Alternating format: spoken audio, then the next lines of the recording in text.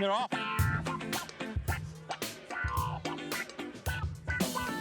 Further Faster, the best independently owned outdoor store in the known universe, whether you're heading out on climbing, paddling, tramping, or running adventures. Look no farther than Further Faster for all your gear and expertise needs. Over the winter, head over to 57A Buchan Street, Sydenham, Otutahi, Christchurch, or hit them up at furtherfaster.co.nz. That was a bit shouty in the middle.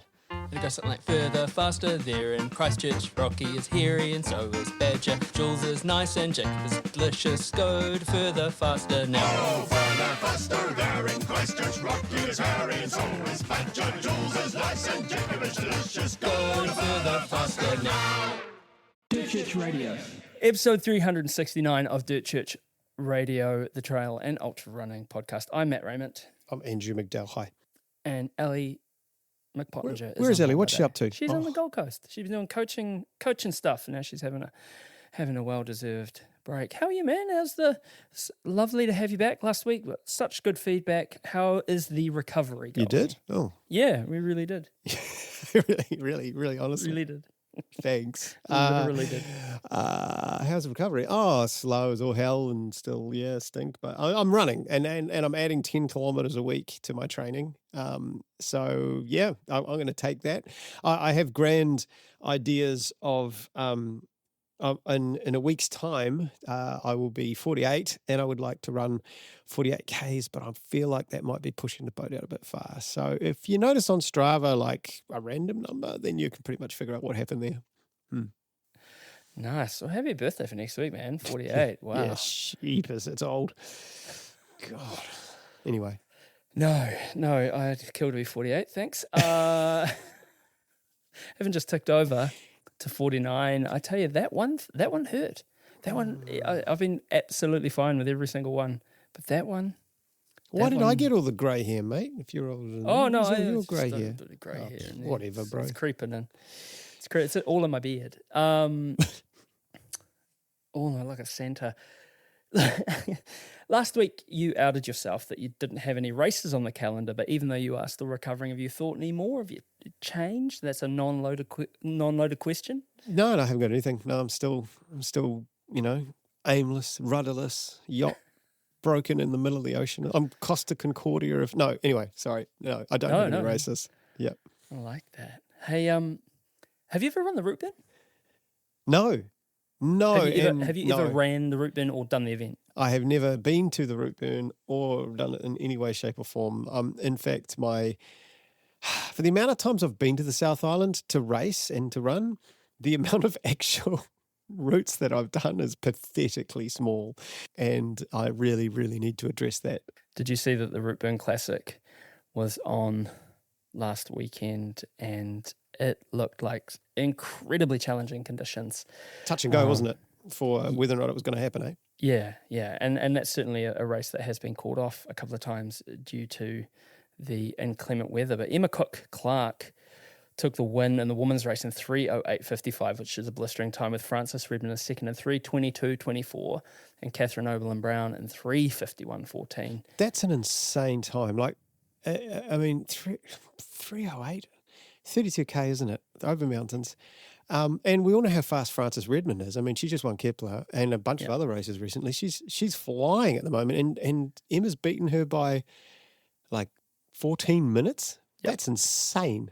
It is absolute insanity, and not such a tidy gap in the men's race.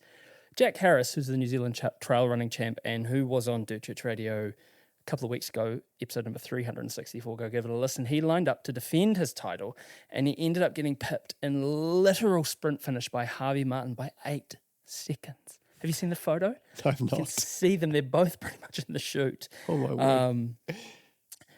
Yeah, 8 seconds. So it was 2:48.04, which, I mean, that is bananas, and 2:48.12 respectively, with Luke Wilson in third and 2:49.38. So that's like a minute and a half between the top three, eh? 90 seconds. Is that Luke Wilson? Is that Luke Canisi running Luke from Wanaka? I'm not sure. I don't know Luke's last name, so I'm going to assume that's him. Not a beach boy either, but Wilson. Sure, no, I get it. Yeah, well done. What is the course record? It is about that, eh? It's close to that 2:48. blast from the past too, and a frost. Not blast from the past, but a blast from, the golden age of trail running, the Salomon, tighty-whitey era. First Masters woman, 4:08. Again, nothing to sneeze at there. Damn, let's go. And just a quick update for you. So the men's course record is actually Jack Beaumont, outrageous 2:37. That was in 2017. But Emma Cook-Clark with that insane 3:08, that is a course record. So she has broken the course record.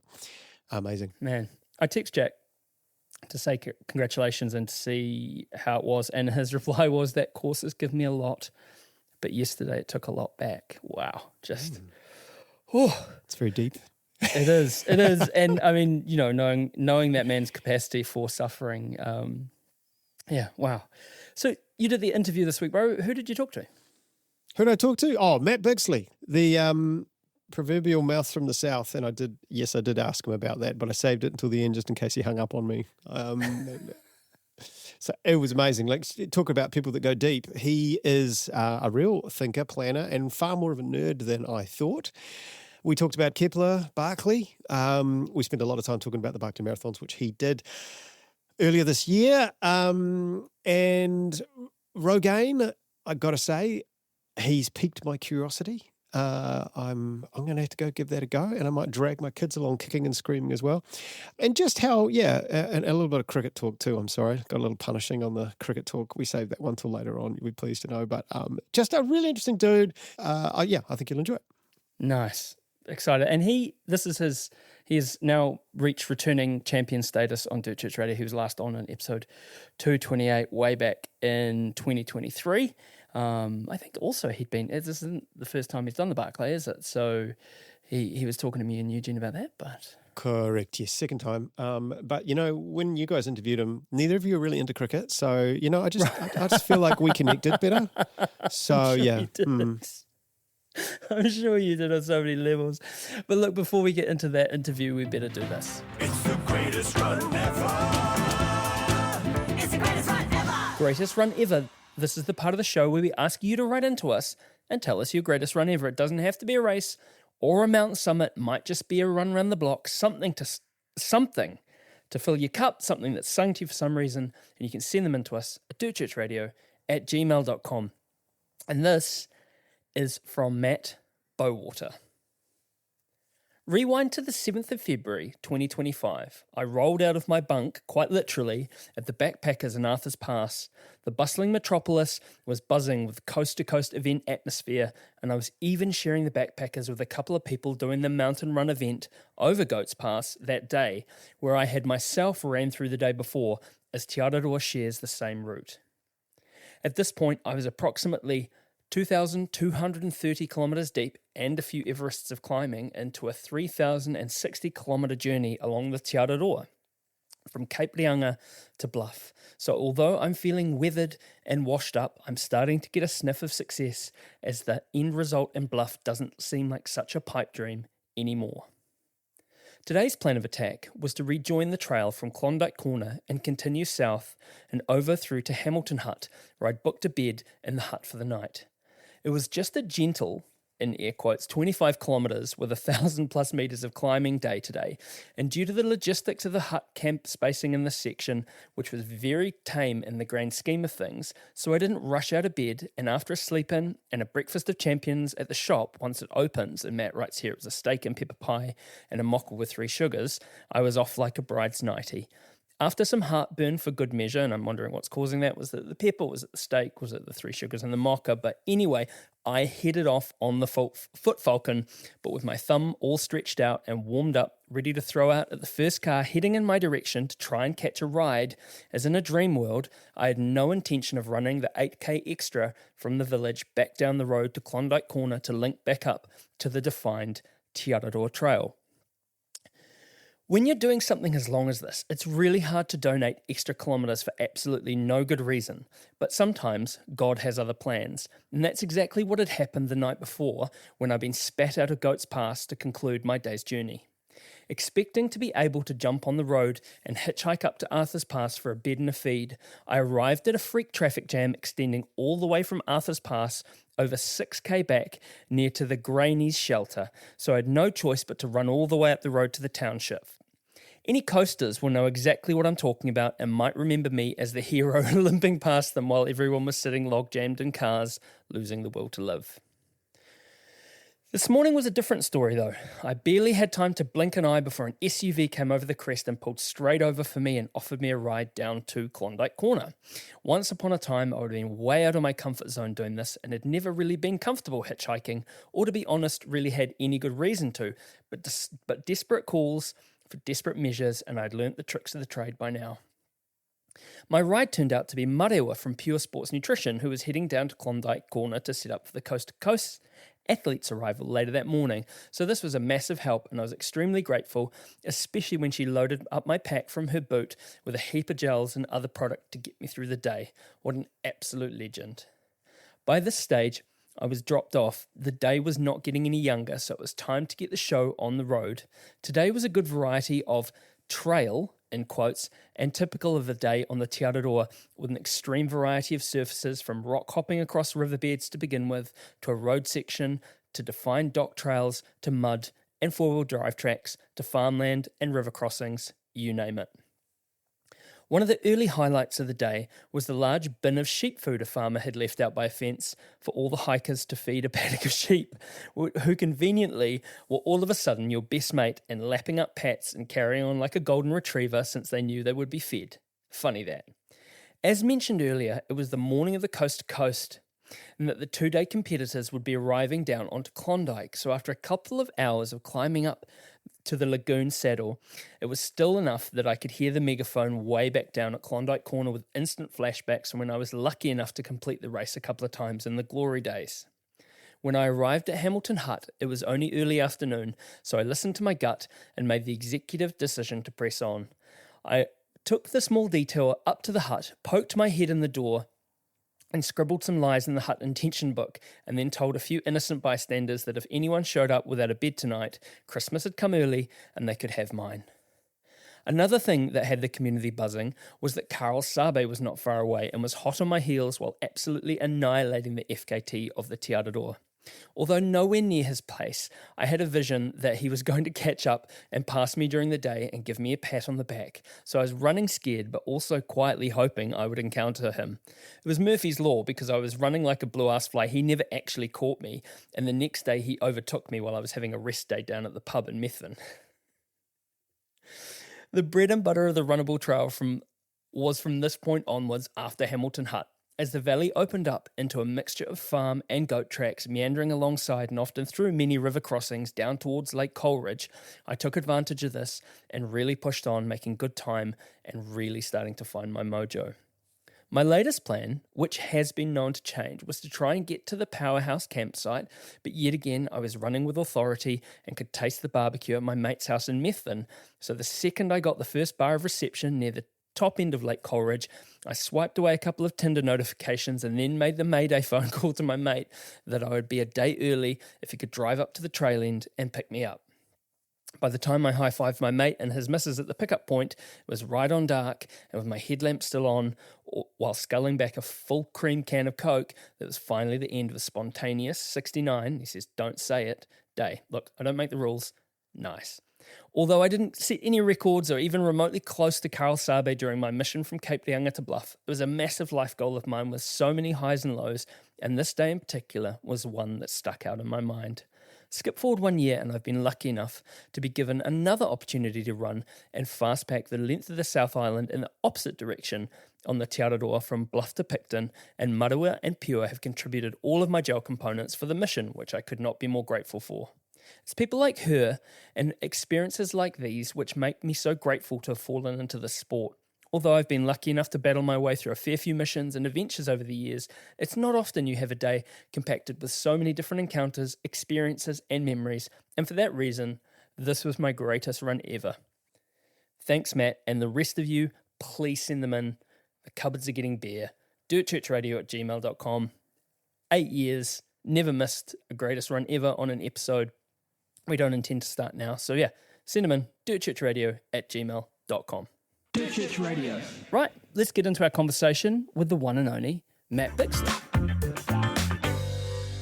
Well, I'm pretty stoked. I'm finally having an official conversation with second-time guest, the one and only from the deep south, Matt Bixley. Mate, how you going?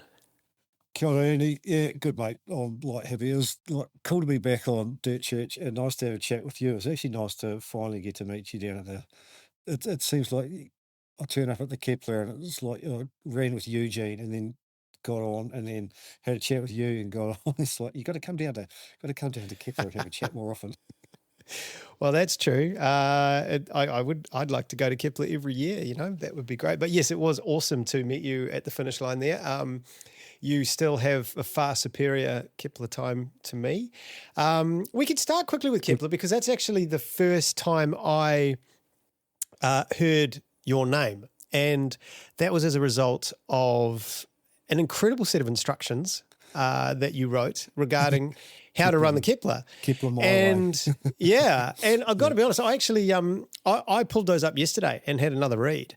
And I thought, shit, there's some good stuff here. In fact, there's a lot of common sense approaching to running that you would have written a long time ago that is still 100% accurate today. I stand by all. I mean, it is. It's not so much. It's while it was point to point about how to get around the Kepler. I mean, if you break it down to like each race having quarters or halves or whatever, it's the same thing. And I think the phrase in there I used quite a lot was, "If it's comfortable and easy, stick with that." Yeah. And something like, because it'll all catch up. It'll all catch up with you. It'll all catch up with you later. You couldn't be more right. Like this year, well, I say like end of last year, I had quite a slow first half. But some of that was very deliberate. And I was thinking, is it comfortable? Yes, it's comfortable. Good. Stick with that, And then you get to that 30K and you're like, you know what? I'm just going to give it a squeeze and see how the second half goes because it's obviously so runnable. But every other time I've done it, I've got to that runnable bit and I've been wrecked. Your quads are rooted from that massive downhill and all this sort of carry on. But I thought this year I'm going to be so boring. I let all these people go past me on the downhill. And I ran that last 30 in like 2 hours 50, which wasn't enough to get a PB, but it certainly pulled me a long way closer than I was going to be. Yeah, see, 250. See, I've done 21 Keplers now. I reckon I've got it mostly right about 3 times. Yeah. And my fastest second half is still only like a 255. Because when I did 550, I was 255. Wow, that's amazing. Yeah. But Michael Beaumont, Gene's brother, Gene's a favourite guest. That same year, Michael Beaumont, he ran like a 305 and then like a 240. It's like, you bastard. Wow. And went wrong, straight past me. It's like, bastard. Someone passed me at about, I caught up to a guy and in full send mode, feeling really good, 45 Ks in, just going for it. And I passed this guy, but it was one of those like super slow passes because he was obviously having a really good second half as well. But I thought I'd done enough and I hadn't slowed down. I'd been sending it and I sent it for another 5-6 Ks, absolutely going for it. And then boom, he went past me like I was standing still again. And I could never catch him. And you're like, geez, you might be having a good day, but someone's having a better one. Gareth Morris did that to me this year, this last one.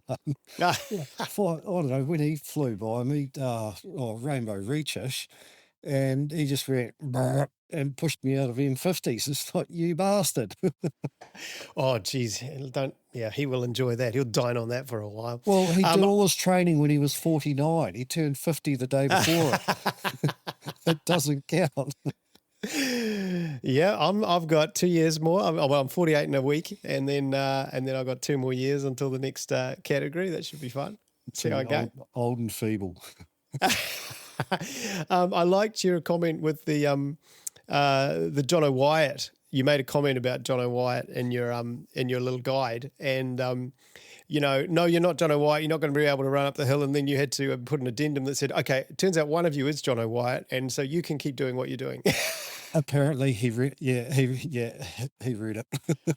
Reminded me of that Nigel Mansell joke when the police officer pulled, "Who do you think you are, Nigel Mansell?" Oh, you are Nigel Mansell. All right.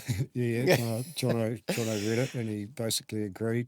Well, yeah, I mean, I'll stick by it. Like for the Kepler, if you're running longer than 7 hours, you should be walking 75% of the hill. Yeah. And 7 hours is considered quite quick. Sub Yeah, I six agree. is sub 6 is quick. Sub 7's good. And you should be walking 75% of the hill. So I'm in the 7:18. Yeah, 3/4, walk 3/4 of it. Yeah. Well, I'll make sure we put the link in the show notes for your write up. And you know what?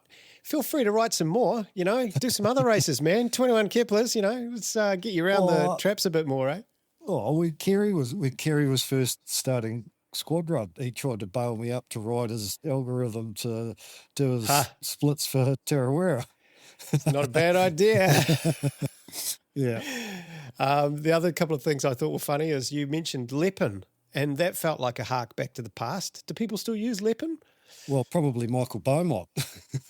I mean, you've just finished Northburn. I remember Michael Beaumont ran Northburn and 1 year, again, exceptionally slow on the first loop and then sped up. And I believe he ate something like 30 Leppins. Wow. Okay. Yeah. Like, Oh yeah, yuck. yeah. Has anyone ever taken your advice for ball chafing? Use a sanitary pad. I don't know. Because I certainly haven't. But I did. I used to do it. Like it used to be all the time. That came. I picked that one up. It was the Sri Chinmoy. It was the first 24-hour I ran, and it was wet. And I had the lovely Nick Clendon, Simon Clendon's wife, looking after me. And it was rubbing, and I changed my strides a couple of times. I got the Vaseline in, and then it was just and then it was just an excuse, like all the language. How do women deal with this every month? And I just had an epiphany. A pad, put a pad in. It's soft. Put a pad in, and it worked. And it worked. Okay. And it worked, and I used it for a number of years. I haven't had to for quite a while. But yeah, it worked. It was a legit thing, and I'd have it in my kit. I'd have a pad. I'd have a liner. Yeah, it was legit work. It was one of those things, just like put your little ego aside and do what you got to do. Now, mate, I want to pivot a little bit here from a course that you know extremely well to a course that you can try and know well, but a certain man in a red swan dry doesn't want you to know it very well. You've just come back from Barkley. How was it? Yeah, it was good. It was so much fun. Like just legitimately good fun. I probably left it a little bit too far between drinks, so to speak. How many years? When was the last one? I first went in 2015. And immediately before the movie came out, the Race That Eats You Young movie that was filmed in 2014, I went in 2015. I had more entries through the COVID. I had 2 during the COVID times and had to park those, and then I had another one, and unfortunately, Mum got sick and passed away, and then this time around, Dad actually passed away, and I was geez, yeah, I know. Struggle town. And then I was like, right, I'm going to, there's a bunch of other things going on. I've given up some sports admin. You probably will chat about that later as well. Anyway, I just went, right, I put my name in the hat again to go and finish the fun run. And yeah, went back. The park is just stunningly beautiful. Like on Frozen Head State Park, coming out of winter, it's naked, it's brown, it's red, it's rocks and oak and leaves on it. It's incredibly beautiful. As nice a place as I've been anywhere in the world, anywhere in New Zealand and things. It's a really stunning, beautiful, history-filled park. Conservation Corps had land there. There's obviously the prison, old mining ruins and things, stunning rock features, fossils. There's a lot of fauna, but not out at the time that we're there, and things, newts and all sorts. It's a stunning park. It's sort of early spring, isn't it, that you're there? Typically it's late March. This year they pulled a Swifty on us, and we were mid-February, and so they're literally still More winter. Yeah. Well, yeah, late winter. The week before I was there, it was minus 20 Celsius. What was it when you were there? We got lucky. There's a couple of mornings in the week leading up there were about -5, which is totally fine. But we ended up having, I had shorts and t-shirts on, short and t-shirt all day. It might have been 10 Celsius or something. Oh, okay. I don't know, yeah, I was shorts and t-shirt for 15 of the 17 hours I was out. Did you get a reason for the early start, like the February start? Or they just felt like it? No, I didn't pick up on that one. I'm not, yeah, I didn't, no, I didn't pick up on that. Okay. I spent quite a bit of time with Bad Mike Dobies, who looks after the foreigners. Spent a lot of time with Greg as well, and I'd spent time with him when I was previously there, and well, I don't know, it didn't come forth to me. There's a bunch of renovations going on in the park. You had a different start spot, didn't you? Yeah, it's about 200 metres away from where it's normally set because the Big Cove campground is the whole park's undergoing a whole lot of renovations because the irony is because of Barkley, the park is the most highly funded in Tennessee through donations and things because of all the people that lots of people donate money to the park. The park has lots of money, so they have to spend it. So anyway, so they're upgrading a whole lot of facilities. That probably had something to do with it. Don't know, don't really care. It's like the conch goes when the conch goes. Yeah. So you say Greg Hamilton, I assume you're talking about there. Have you known Greg for a long time? Oh, it's like, does this turn into a live fest like when Greg was here? And you guys asked him, did you talk to Matt? And he goes, oh, yeah. Greg and I would speak most days about Barkley at some point. Oh, I see. When he was leading up to it, and then when I was leading up to it, I've known and raced Greg with and against Greg in rogaining for the best part of 20 years, 15 years or something. Long time. Long time. Okay. And because he was a world champ at Rogaine, is that correct? Yep. Have you been a world champ at Rogaine? No, sadly. I've got a silver medal in vet men's, and we lost the gold by what turns out to be 30 seconds per hour. If we'd had another 30 seconds per hour, myself and Rob Jarvis from Christchurch in the Czech Republic could have got a gold, but no, I don't have. So close. No, like it bugs me. Yeah, I'm sure it does. It bugs me. We're going to have another crack at it next year. Myself and a couple of others, the world champs plug. The world champs are in the Flinders Ranges in September. Flinders Ranges, about 5 hours northwest of Adelaide. It is going to be amazing. That is cool. And it's open, it's world championships. It'll still be open entry. This one will sell out though, so you'll have to keep an eye out for it, but it'll be good. It'll be very, very good. Give me the cliff notes on two things. One, what the hell is rogaining? And two, how is it different from orienteering? Right, easy. Orienteering, short format. You have a 13-minute format, a 30-minute format, and a 60-minute format, and you go from A to B to C to D. Following a map. In order, and you only get the map when you start. Rogaining is a fixed time event, so whether it's 3 hours, which is like super fun for a family, 6 hours, 12 hours, and championship level is 24 hours. Ooh. You will get a large map.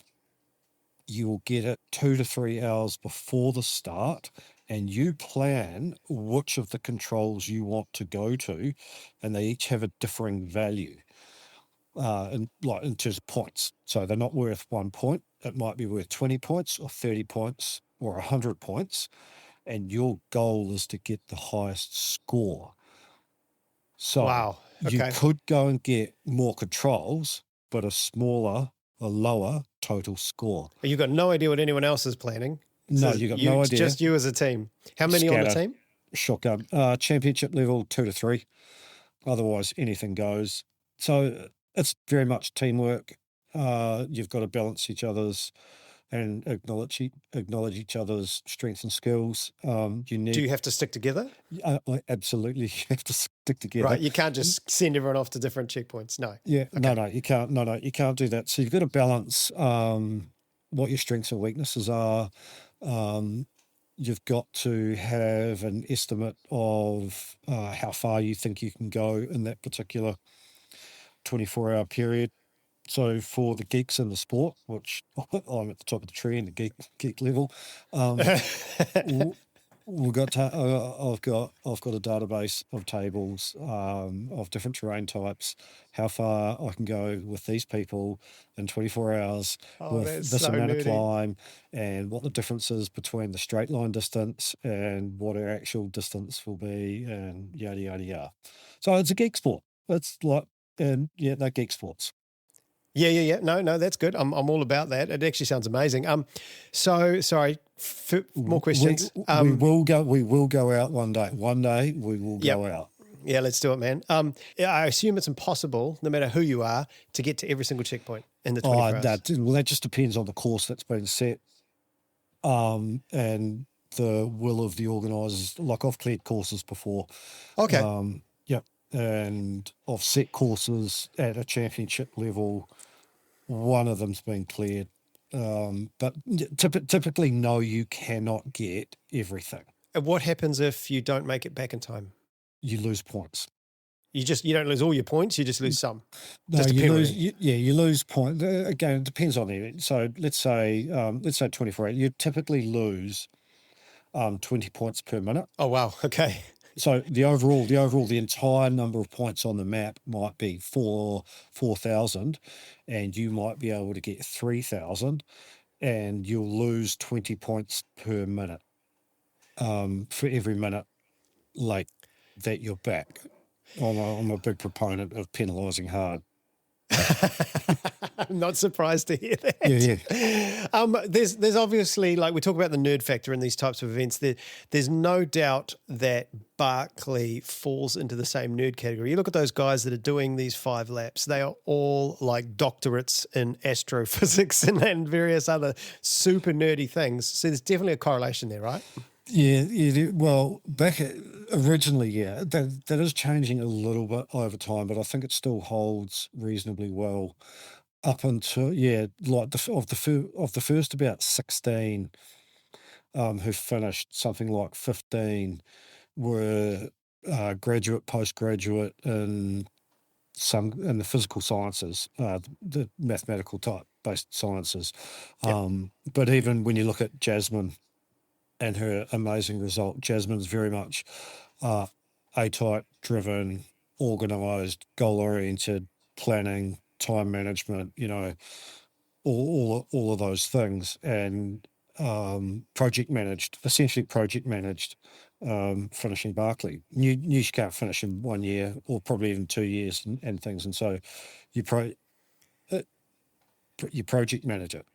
That is incredible. I completely hear what you're saying, and it does seem to be the way to do something like this. Like, I know, I was talking to you before we started recording, I know immediately that I would be terrible at Barkley. I lack all of the things that you've just talked about.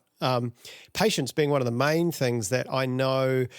I mean, I'd try and have a go. The moment I made a mistake and suddenly didn't know where I was and was going the wrong way, I just throw my hands in the air and say, bugger this, and I'm going home. I know that before I even start. And I think to be successful at all of those types of sports, your personality is actually the first and foremost thing that dictates your level of success. And then obviously after that, it's preparation, hard work, and the way that you will tackle and approach it. But I think you actually need to be a certain type of person to even get on that start line with the right goals in mind.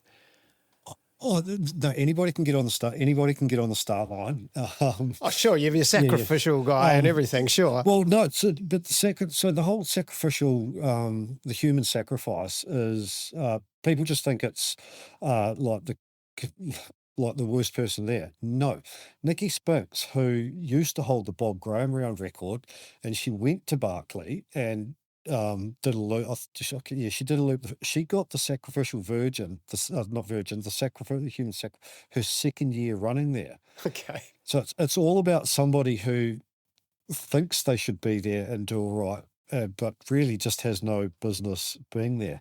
Michael Wardian may have got it. I'm That's not sure. crazy. Again, That's crazy. really good runner, or whatever. And everyone goes, "Oh, he's going to be amazing." And it's like people now talking about David Goggins. He'll be amazing. David Goggins he'd be useless. Yeah, I think so. He would be that would be hilarious to watch him go. Yes, please. Can we have that one? Yeah, that'd be great. Yeah, whereas there's others. So, I mean, this year there was there, and you met her. She came over to Northburn, Meg Eckert. Yes. Yeah, 6-day world She's a record holder. wonderful person. She's amazing. Yeah, so she was camping with us. Her and her husband Joe were camping with myself, this other guy on Andros Anserbergs, another world rogaine champion, and Meg was there. Lovely. Meg went up the first climb with me because we had about an hour on trails before we shot down to the first book, and I'm pretty sure she was with me. Gone. Never saw her again. We did a 17-hour. We did a 17-hour loop, and she did a 27-hour loop. Sorry, Meg. Sorry. And that's for what? Would you roughly say? Because obviously we know it's not 100 miles. The whole thing. It's not 20 miles a loop, is it? It's more like 30, is it, or 27 or 8? Would you say? At a guess. It's a long. The distance is irrelevant. It's actually irrelevant. It's funny, isn't it? It is 20. I'm not giving it.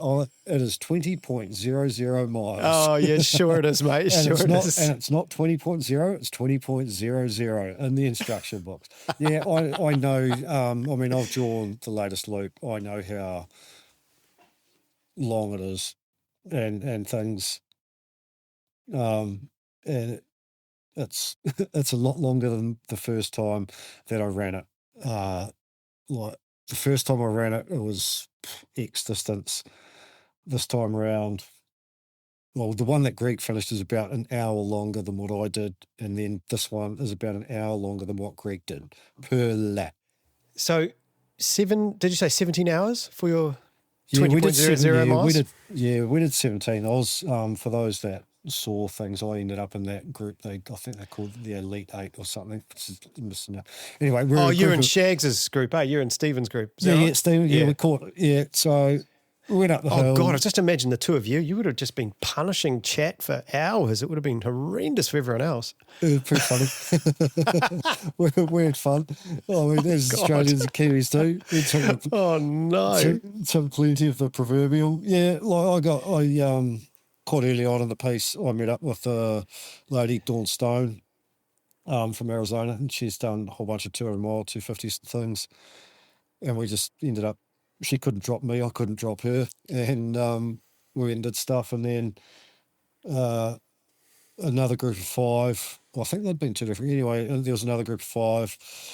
They were moving a bit faster, but I knew what I was doing, navigating, so we kept catching them, and then about a third of the way around, just over a third, there's this lonely bugger up at a book all by himself. It's like, oh, hello, Mr. Redfern. How are you?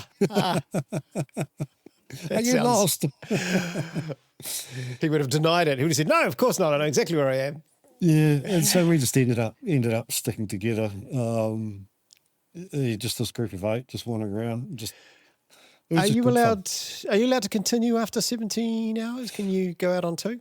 Yeah, so like things have changed a little bit over time. I mean, obviously, because everybody knows as somebody finishes the course, then gets made a little bit harder, and so that's pushing the elite end. But what's now happening is that in the mid range, and that's where I am now. I'm in the mid range. You can't. It's too hard to finish. It's just like a loop. It's too hard. I said when I finished. I said to Carl, Laniak, who's in charge now, not Laz. Laz is still there. And I said, he's kind of stepping back now, isn't he? Yeah, I said, mate, that one loop now is harder than the 2 loops I did previously. 2 loops, because I've done 2 loops in 24 hours, and it's like, rightio, now it's getting hard.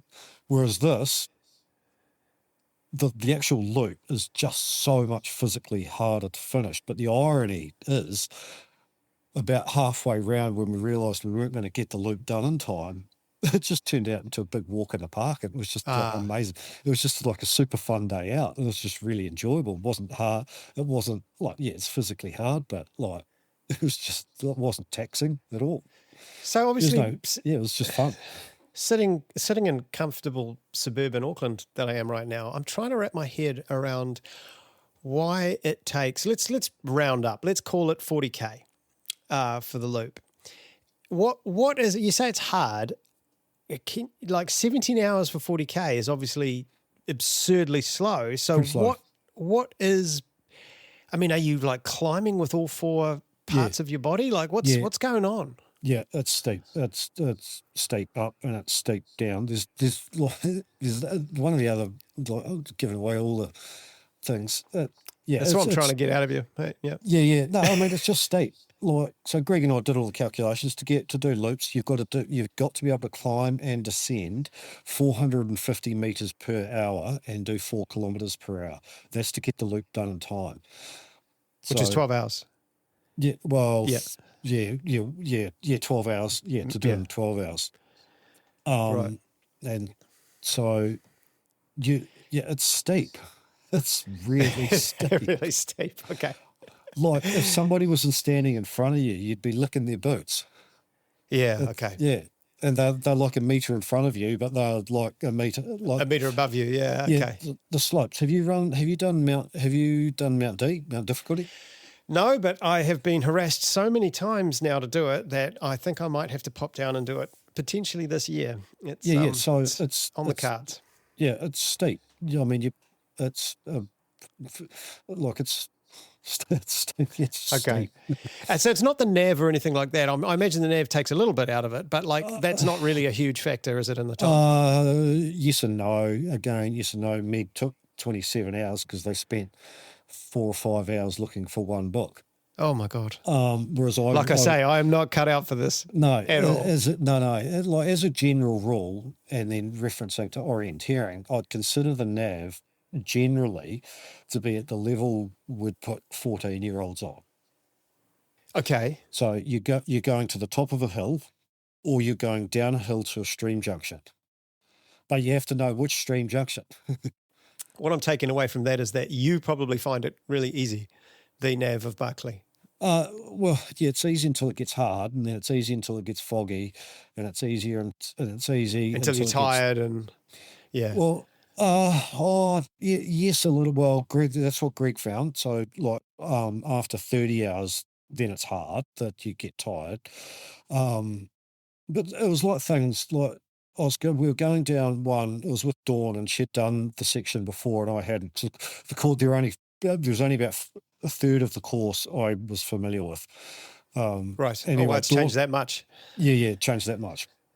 Anyway, Dawn was leading down a piece and she got it wrong, and I just let her go and lead down it, and she got it wrong. I picked up quite early that she'd got it wrong, and I said, "Hey, we've gone wrong. But I knew exactly how we were going to fix it, and just run down round the corner, fix it, and there's the book, and ran right round to it, and I was standing within 2 meters of the book for about 5 minutes. And it was the lick skillet one, and I couldn't see the blooming skillet on the ground. And it's like a big frying pan. I couldn't see it. It's like, So the skillet's over the book? Yeah, the skillet was over the book. And so it's like, for me, it's that kind of, I knew where I was, I knew what we'd done wrong, and I knew how to fix it, and like without thinking. And we did that. I did it at another piece as well. I made a mistake. I thought the rest of the group had missed something and they were going a particular way. And I went, oh, bugger it. And so I took 4 of us. I just said, we're going here and I'll fix it at the bottom. And I walked into the book as the other team arrived as the other 4 arrived at the bottom. And I imagine once the sort of time's blown out and everything, it's total camaraderie, right? You're not trying to, like if you have an opportunity to see a book or help other people, you don't care, right? Yes, I'll help you, of course. You've got to you've basically got to team up the whole time anyway for something like you can. There's only a handful of people who can do it on their own. Greg would have been one of them. Like the first time I was there, I basically did. I was on my own for most of the 2 loops. But we just like had fun because we had start of a joke. A Scotsman, an Irishman, an Australian go walk into a forest. So we had a Scotsman, Emma Stewart from Ireland. She's won Tour de Giants and 11th at UTMB. So that's the level of people that are hanging out with. Ian, Dawn, Ellison, Cesar from Brazil. Ellison, I think, is Colorado. And a guy CJ from Ohio. And everyone chipped in. Everybody contributed to the nav. Or those that weren't quite as strong at the nav, a couple of them dug into the book descriptions and things. We said it's just such a fun time out. It was a really fun day out. Okay, so it's interesting, isn't it? It's a different perception of what is success and what is failure in a race like that, because it's not a standard race, and success is not your standard definition of success, is it? Would you consider that a success? It sounds like it. It sounds like you had a bloody good time. It was a fail, mate. It was a big fail. It was a successful fail? I went to finish the fun run. I had a really nice time. I really enjoyed it. But it's too hard. I'm not prepared to do the training required for what would now be just to be able to. I'm not prepared to do the training required just to finish a loop, let alone finish the fun run. I should have finished the fun run the first time. It's a lot. I mean, Greg, Greg, it was funny listening to him talk to you guys. You'd ask him about his training. I'd go for a 3 or 4 hour run every second weekend. I know what he was doing on the other weekend, and I can't do that. I just don't want to do that. What was he doing on the other weekend? Some other running. Oh, right. He just didn't fess up to it? He was doing 210K weeks. So the truth comes out. And doing back-to-back 14-hour days. Right. Did he call you up afterwards and sort of call you a loser and say, yes, 1 lap? Wow. Yes. Before I went New Zealand the second time, New Zealand had the highest average per laps. The highest average of laps per start. And you've gone and ruined. I had to do 2 to keep us at 3 per start. Because we culled Katie, because Katie's English. So we did you hear that, Katie? Sorry about that. Yeah. Sorry, Katie. Thanks for coming. First thing, why are you so slow? Literally, why are you so slow? So good. Oh, I love it. And we've got another event, very similar event, up in Canterbury, a couple of weeks' time. 24-hour walk. That's been going for 60 years. And I'm going to say, it was where I race with Greg most years, and I'm going to have to listen to 24 hours. So slow. I hope he turns it right up, mate. It won't just be him. Oh, mate, don't worry. I get it from plenty of people all the time. That's actually brilliant. So is that throwing in the towel then? It sounds like you're admitting defeat. Oh, yeah, 100%, totally. There's just other things to go and do. Another Kepler? Kepler. I mean, I've got nothing, there's nothing for it. It's really beautiful, but it's a really long way to go to fail. Yes, which is what Laz said, which is what Laz, first thing when I finished the first time, Laz said, that's a long way to come to fail. Oh, that hurts, eh? Oh.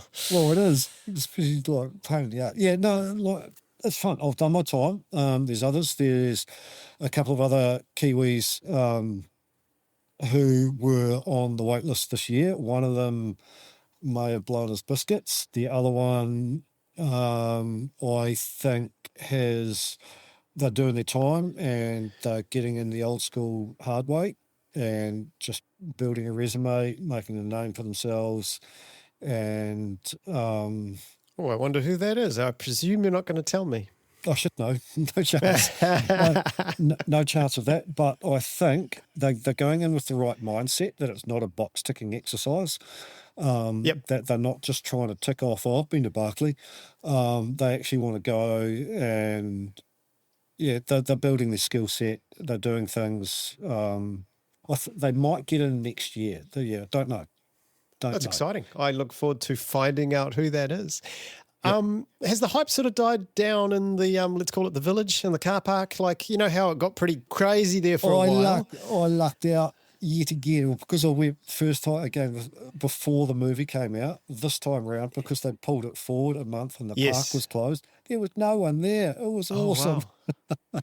It was just the 40 people running, and you're all limited to one crew max. So there would have only been like 30 crew people there.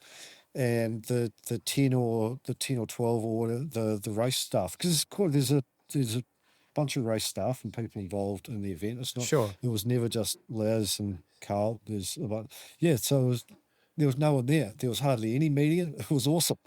Yeah, you could just focus. Did you have to bring a license plate again, or is it something different for a second time? No.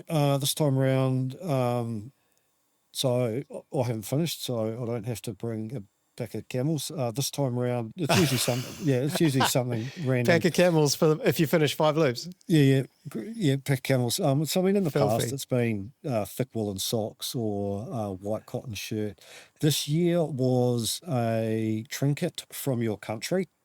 So being more or less the middle of winter, I picked up Carl.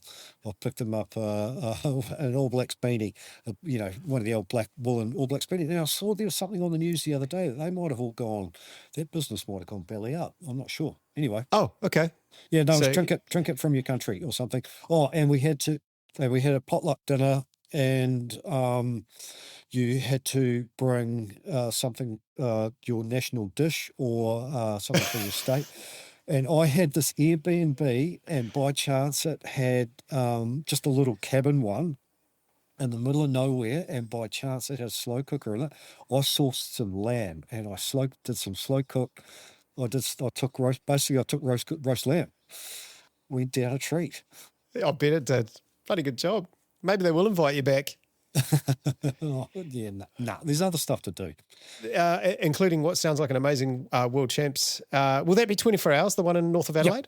Yep. They may have a short. I don't know whether they're going to have a shorter event there as well. In Spain last year.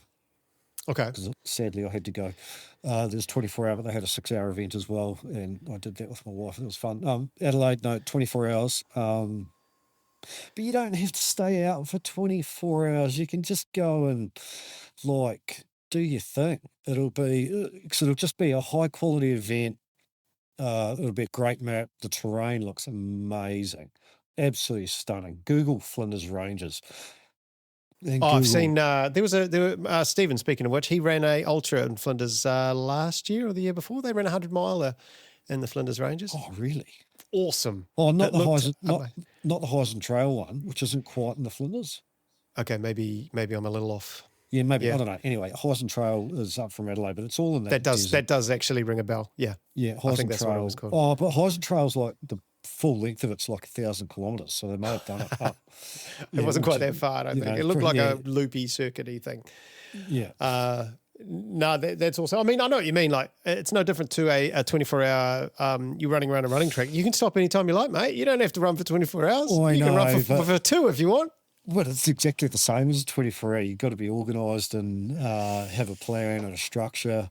I was at my daughter's graduation, and Gilbert Anoka was talking about, he was the speaker at the graduation. I was like, talent won't get you through the hard stuff. It's structure and organisation. That's what gets you through the planning, structure, and organisation gets you through the hard stuff. That is very, very true. Congratulations to your daughter. What has she graduated in? She has a Bachelor of Science in Geology from Canterbury, and she's now just moving into a Master's in Geology. Ooh, far out. Yeah, I know. I've got my qualifications, and I now she puts a spiel out, and I pop out the AI to get it to summarise what she said. Oh, you can talk. Look, I read now. I came across something, and I know this is slightly out of date, but I mean, you talk about you being a bit of a nerd. I didn't realize quite how much of a nerd you were. The full You're like, this is from a little bit. You've joined the NESI application support team based in Dunedin, now REANS. Yeah. You come from a bioinformatics and quantitative genetics background with Otago University in ag research. I mean, I don't know half of that stuff. I need AI to summarize that for me, mate. Far out. So I did a chemistry degree, and then I did a graduate diploma in applied statistics. Ag research. I was doing quantitative genetics, so I knew Paul Charteris. He was doing his PhD in the same field, in the same company, in the same group before he started Total Weird. And Tim Day was doing the same thing. So I've known them. Yeah, so I was doing that, and sheep, deer, cattle, breeding values, stuff like that, and then made redundant. Job at Otago University, and we were doing human sequencing. So we had a big sequencing project, and so myself and another guy, Murray Cadzel, were doing the sequence alignment. It was the largest human sequence alignment project in New Zealand at the time, 1,200 odd, with a whole lot of physical traits, and got to work in gout and diabetes with Ngāti Porou Hōora, and Eastern and Western Pacifica populations, and looking at gout and diabetes. And then because we were using high performance computing, I've ended up in a support role helping other people use our national supercompute network and things. So the full nerd. That is full nerd. And you're inside the stadium as well? Is that you inside Forsyth Bar? Yeah, so so I'm not employed by Otago anymore. I'm employed directly by REANS, but I still have an office space in the stadium. I kind of nicely, I sit on the third floor and I look down on Highlanders training, and they're like literally across. It was quite nice. It was like a really lovely place to work, nice facility, and park light and lunch. Go down and over summer watch Otago play cricket on what was my home ground, Club Cricket Ground, University. Oh yeah, I want to talk to you about cricket because we share. Yeah, I know, mate. We definitely share a passion for the beauty that is the 5-day game. Oh, I love it. I grew up on the sport. Played it to a very poor club level, but that meant that I was good enough. I've played with. Straight out name drop. I've opened the batting against Shane Bond and Chris Martin. Bugger that. Yeah. Geez, what was that like? That been horrendous. Chris Martin broke a rib.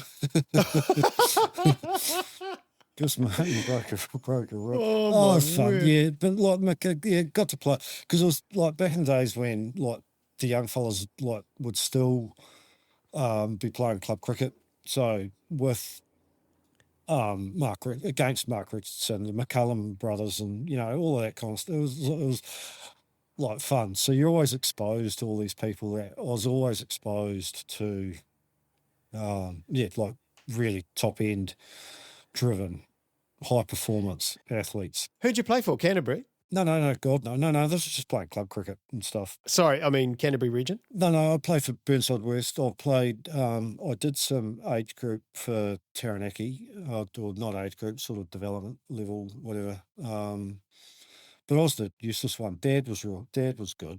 My brother was really good. My brother's daughter played for Central Districts. Oh, cool. And his boys were good as well. And the irony is, I was so glad my kids didn't play cricket. It's a long time watching. They got into the orienteering and stuff as well, thankfully. I actually quite enjoy watching my daughter play. It's I worked out very quickly that the more you can help out, the more interesting the day is. So yeah.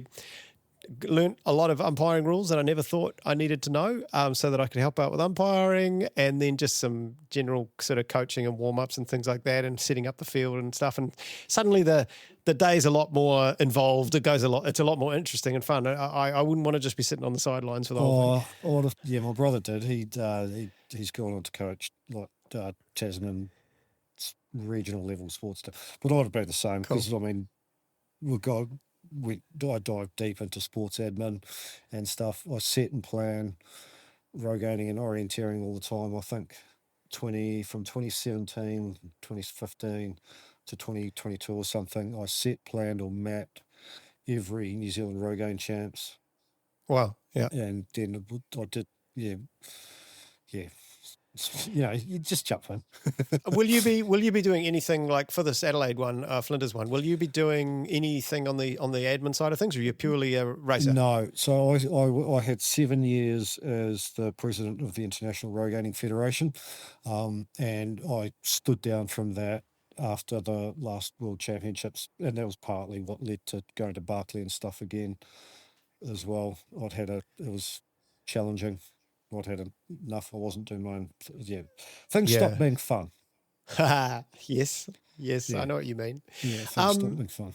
You say that there's plenty of other races that you'd like to do. What do you got? What would you like to do? What's on your bucket list? Oh, mate, I don't know. Like, I know you were going to question me about the state of this and that, and it's like there are just so many things, and it leads into that. It's like. And I don't mean in a bad way, but you go about it in your box tick in your Western States and your UTMB. I am that guy, yes. And you're in the Hard Rock Lottery and things. And it's like 256 tickets. Yeah, you might get them. Yeah, and so you live your life around the qualifying races to go and do that. And me personally, I find that very restrictive. It is. It sucks. And there are other, and I know you've admitted that and stuff and things, but I see too many people these days like targeting this. Like, why bother? Like, go and run Ultra Trail Monte Rosa around Monte Rosa from in and around Zermatt and things. Like, that would be amazing. We were living in Spain last year for a couple of months and went to the Tour de France and then popped over to another place in the Pyrenees. And it just happened to be, Anne and I, my wife, went for a run in the morning, and turns out it was just pretty much on the course where Ultra Trail Pyrenees is. And it's like these incredible races. I had a mate, bumped into him at graduation, but used to race a lot with. He's off to do I don't know how long the race is, he's a bit broken, something in Lombok in a couple of weeks. Where's Lombok? Vietnam. Oh, wow, okay. Somewhere. Southeast Asia, somewhere in Southeast Asia. But there's amazing places where, there are so many things. John Bain, who you well know.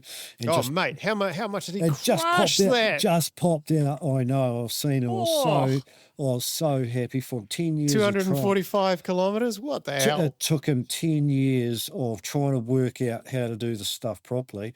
245. But John, but like 10 years ago, he popped over. I can't remember whether he did. It was in Hungary, Turkey. He did one in Turkey, like 120k race or something in Turkey. And I think it was Turkey, might have been Hungary. He said it was amazing. He said it was just this incredible place.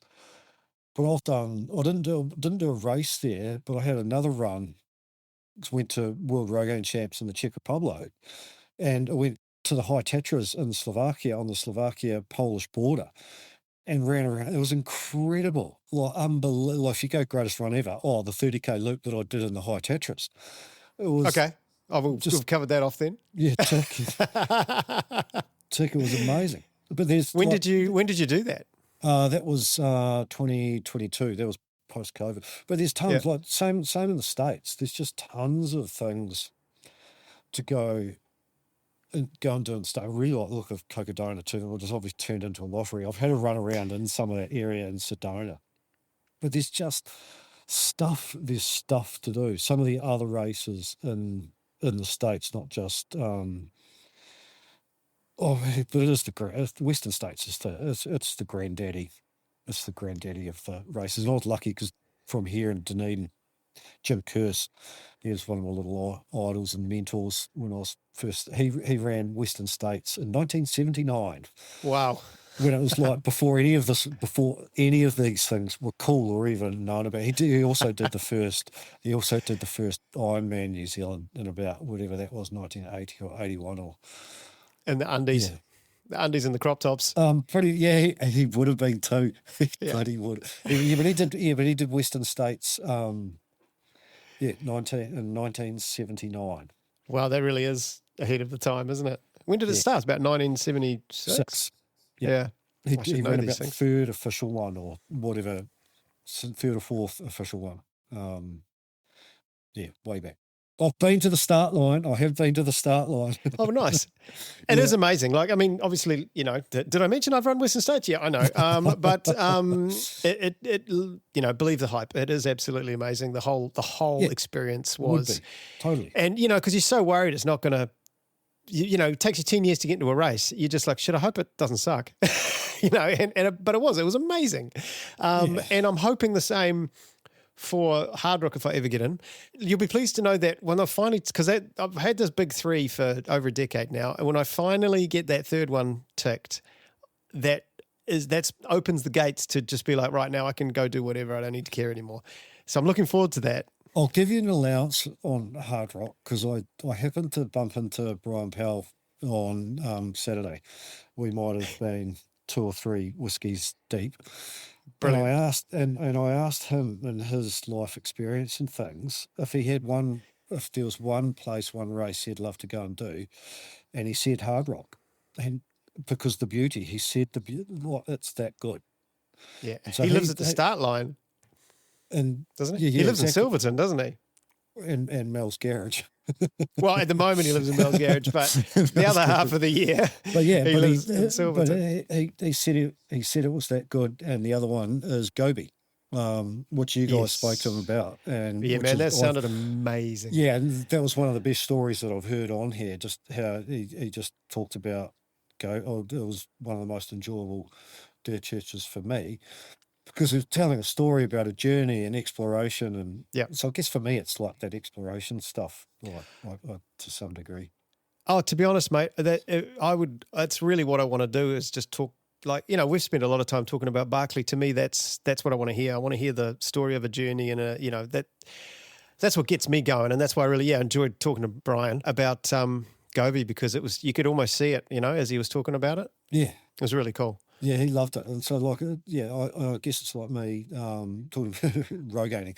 Well, I freaking love the sport, because you go and explore, you run on private land all the time.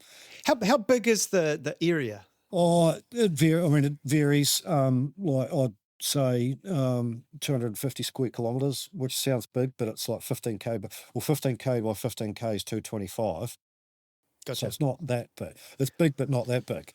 It sounds fun. It sounds pretty cool. Yeah, it's fun. But I set Tekapo with Ian and Nora Audra from Wicked Rogaines, helped them set that. I had about 10 days on course, 10 days out in the field, just hanging out in Tekapo for and Cass River and stuff, and it was Mount Joseph and things.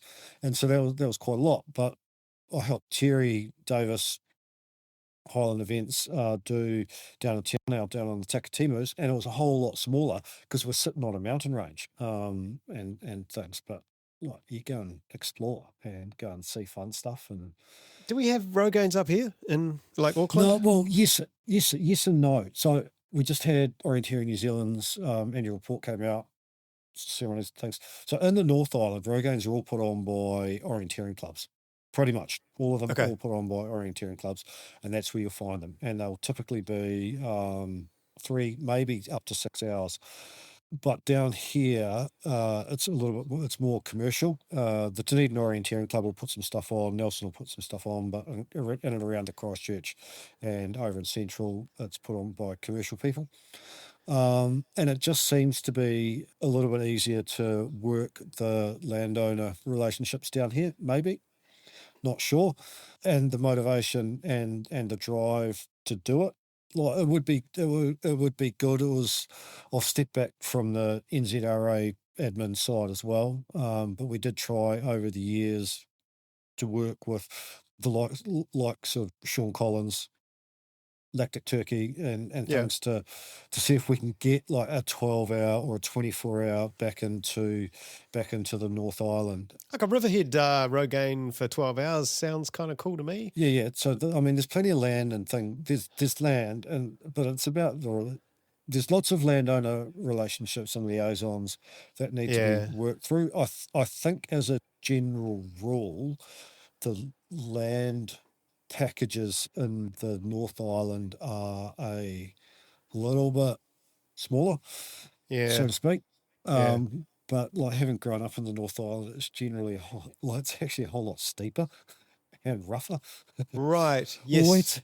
The New Zealand Orienteering Champs this year, the long course was in a little place, quite near where I grew up, a little place called Makuri, and right near Pongaroa, where I grew up, about 30 minutes away. And it's on the I was literally sitting on the top of the Puketoya Range, and you're in cast limestone, and it was rough as guts. It was amazing. It was amazing. It was beautiful country. Sounds like good Barkley training. Yeah. The big one, there have been national champs in the North Island before. The last couple in and around Wellington and Upper Hutt Valley area, Michael Wood would have been involved in that. The last big one further north was in Taupo, was 2009. And they lost a whole lot of land, and it was cleared by 7 teams, and it was cleared by the fastest team in just over 12 hours. So that's the kind of problems that you like potentially run into landowner, Gotcha. like if you lose a chunk of land and things like that. So yeah, it'd be nice. It'd be super nice. But yeah, like just stick to your knitting. If it's 3 or 4 hour ones, cool, awesome. Like set 3 and 4 hour rogaines, and families go out with their mum, dad, and their 3-year-old for 3 hours, and 5-year-old, 6-year-old and stuff, and have a good time. Yeah. Actually, I see the appeal of that. That's pretty cool.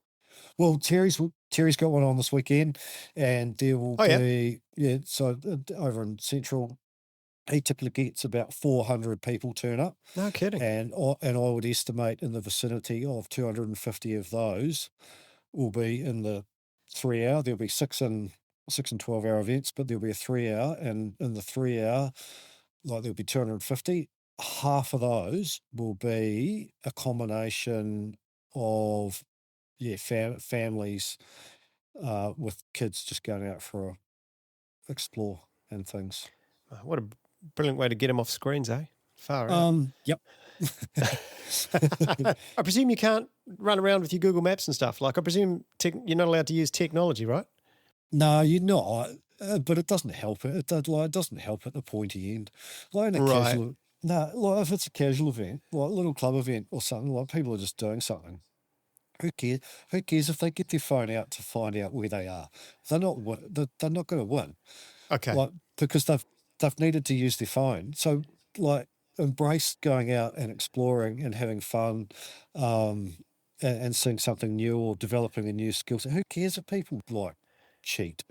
Like some people, like you get it casually. People will just like they'll separate and run off and like split a little bit, and maybe they'll go. Look, who cares?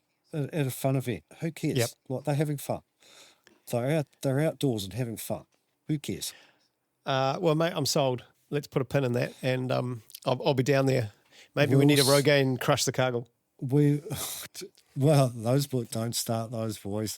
Bloody Trippy just beat me at Northburn. I'm never going to live that down. I was going to let it slide here for all of you. No, I understand. Yeah, no, that's fair. That's fair, mate. I hang my head in shame every time I'm in Dunedin now. Yes, I spend a lot of time with Steve and Chris doing activities and consulting. And we got a very long way down the path of doing something silly, but I put it in the bin. Thankfully. Oh, it's a shame. That's a shame. It's nice to know there's a line with those guys. It's nice to know that there's a few things they won't consider. Yeah. Mate, this has been so good. I've got one more. I thought about dealing with this elephant in the room at the start, but then I thought you might hang up on me, so I thought I'd do it right at the end. You're obviously known as the mouth from the south. Varjan, I'll string him up for that. I'm going to string Varjan up for that. Right, so that was my second part of that question is where did that come from? I didn't know Varjan Armstrong was James Armstrong back in the day.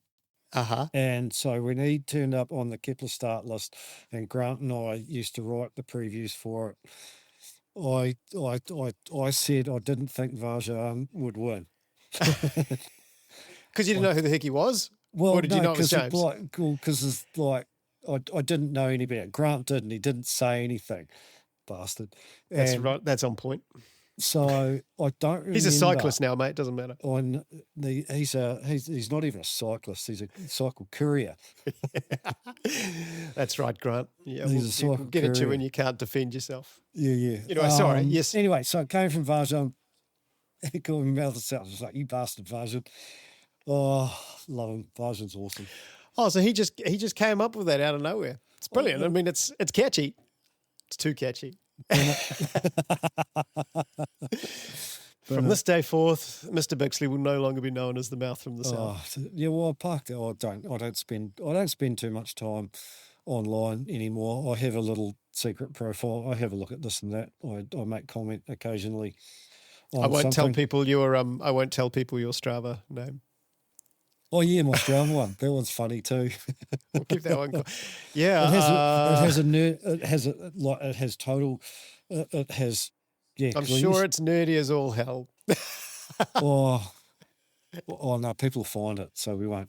We'll be quiet about it. They'll look who I follow and see if they can work it out. Oh, it should be pretty easy.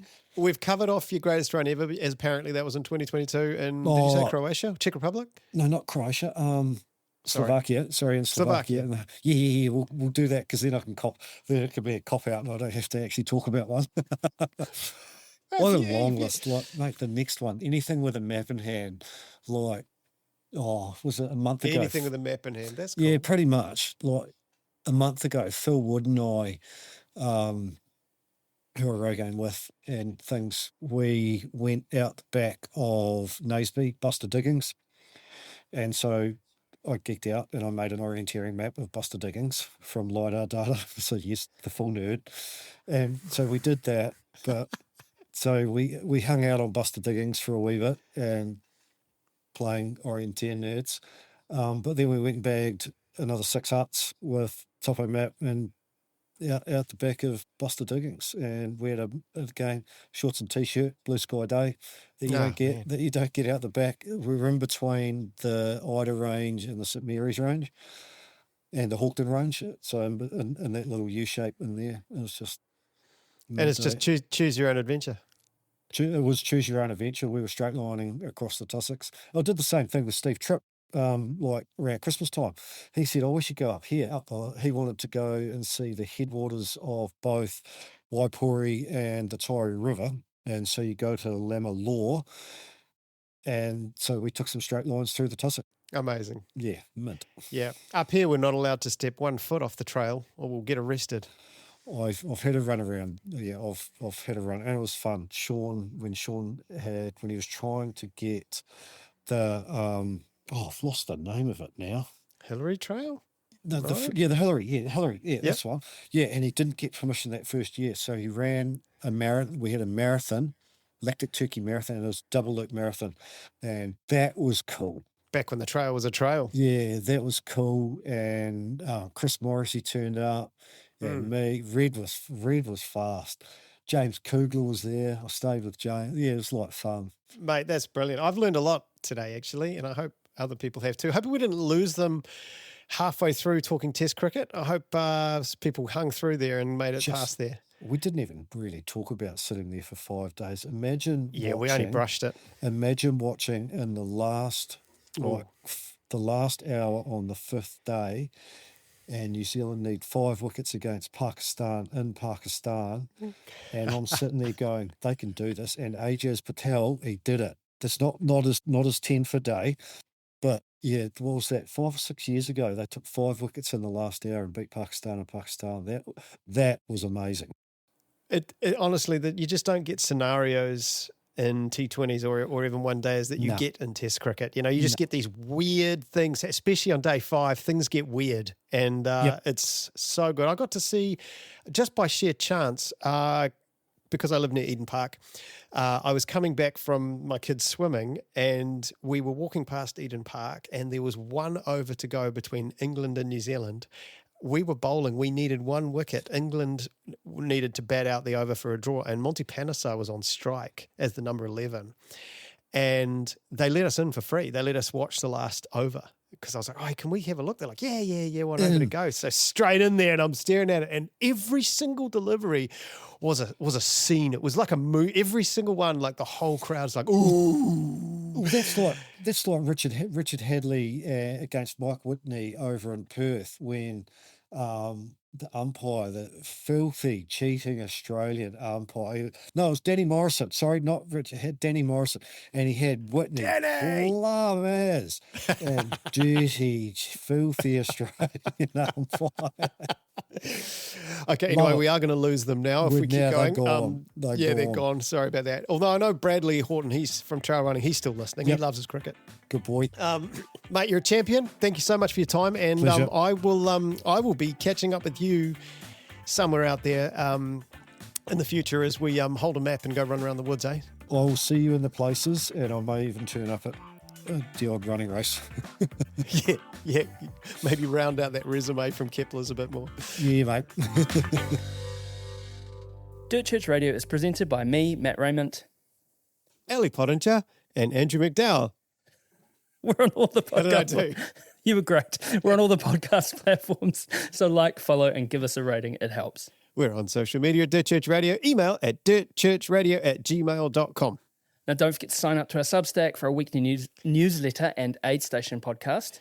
Don't forget to write in with your greatest run ever. We would love to hear from you, and you can read them on the website too. How are we doing with those, Matt? Have we got... Yeah, we are clean out, so we need some greatest runs ever. And please, dirtchurchradio@gmail.com. Thanks to our supporters Further Faster and our Substack subscribers in the DCR aid station crew. Stay tuned for our show in 2 weeks when we have another great guest lined up.